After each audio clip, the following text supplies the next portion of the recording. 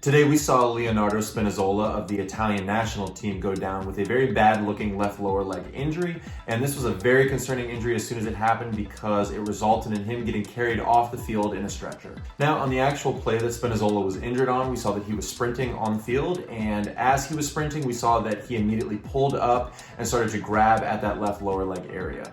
Now initially after the injury, the reports were mixed on the type of injury that Spinazzola was dealing with. Unfortunately for Spinazzola, it looks like as of right now, sources are reporting that he's dealing with an Achilles injury and he is expected to miss a considerable amount of time. Now, the Achilles tendon, of course, is a very important tendon that is located in that lower leg and calf area. And since some people may not be too familiar with the anatomy of that area, I'm gonna go ahead and focus on that with this video. Welcome back, everybody. If you're not familiar with me, my name is Gallo and I'm a doctor of physical therapy. And with this video, we're gonna take a very close look at Leonardo Spinazzola's most recent Achilles injury. If you like this video and you find it informative, please hit that thumbs up and subscribe to the channel because I will be making more videos in the future regarding sports injuries, rehabilitation, and other physical therapy related content. Also, if you have any comments or questions, please leave those in the comment section below. Now here we have a clip of the actual injury, and of course on this clip we see that Spinazzola is sprinting, and when he plants about right here, after that we start to see that he's really grimacing and wincing in his face like he is in pain, and he starts to slow up and sort of grab at that left lower leg area. One thing I'm really looking for when I look at a clip like this, when it is a suspected Achilles injury, I'm looking to see if we see anything that looks like that Achilles tendon snap. And we've seen this with other athletes in the past, such as Kevin Durant when he ruptured his Achilles tendon. So I'm looking for that in this video. It's kind of hard to see because it's not the best camera angle, but sometimes these injuries can be so bad that we actually see the moment when that Achilles tendon will snap. But once again, in this particular injury, it doesn't look like we have that exact camera angle that shows the moment that that Achilles tendon got injured. But if I happen to find it and it happens to come out later, I'll be sure to post that in the comment section for everybody. Now here I have a model of the foot and ankle, and basically the area that we are talking about here when we're discussing the Achilles tendon is going to be the back or the posterior portion of the lower leg. There are three muscles that are located in the lower leg, and they are, of course, that big calf muscle that everybody associates with the calf. This is known as the gastrocnemius muscle. Then we have another muscle known as the soleus muscle, which is a little bit lower and deeper in the lower leg.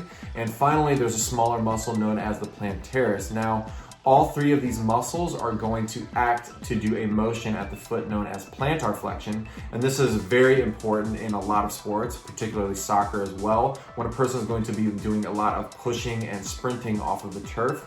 Now, these three muscles, they all focus in plantar flexion because they all actually come together into one tendon known as the Achilles tendon. And this big Achilles tendon actually is going to go ahead and it's going to insert onto the back of the heel here. So you can imagine the grave importance of the Achilles tendon in a sport such as soccer, where a person is going to be constantly exploding and sprinting off of the turf. This is going to be an area of the lower leg that's going to be utilized quite a lot. Now there is of course a grading system for Achilles tendon injuries, and they are grades 1, 2, and 3. In a grade 1 Achilles injury, a person is going to get some stretching of the Achilles tendon, but there won't be any tearing. In a grade 2 Achilles injury, the person is going to get a lot of stretching and they're going to get some partial tearing of the tendon. And finally, in a grade 3 Achilles injury, this is where we're going to see that full rupture.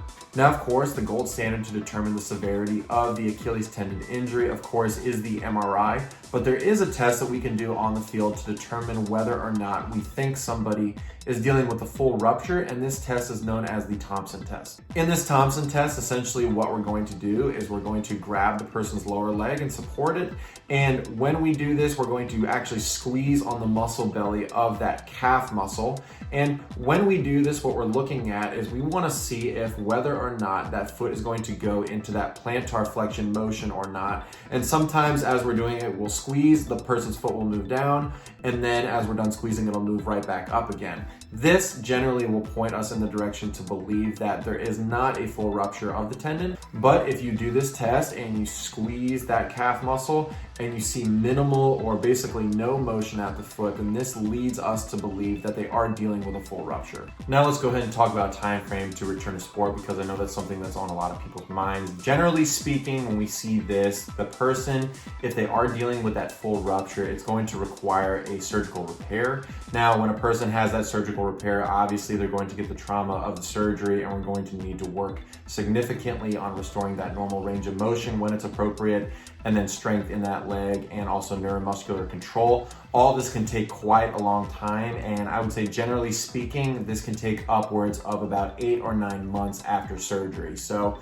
we'll need to know whether or not he is dealing with that full rupture. If he's dealing with a partial tear, this can also be treated non-surgically as well. But if it is that full rupture, then we can expect to see that he will have that surgical repair.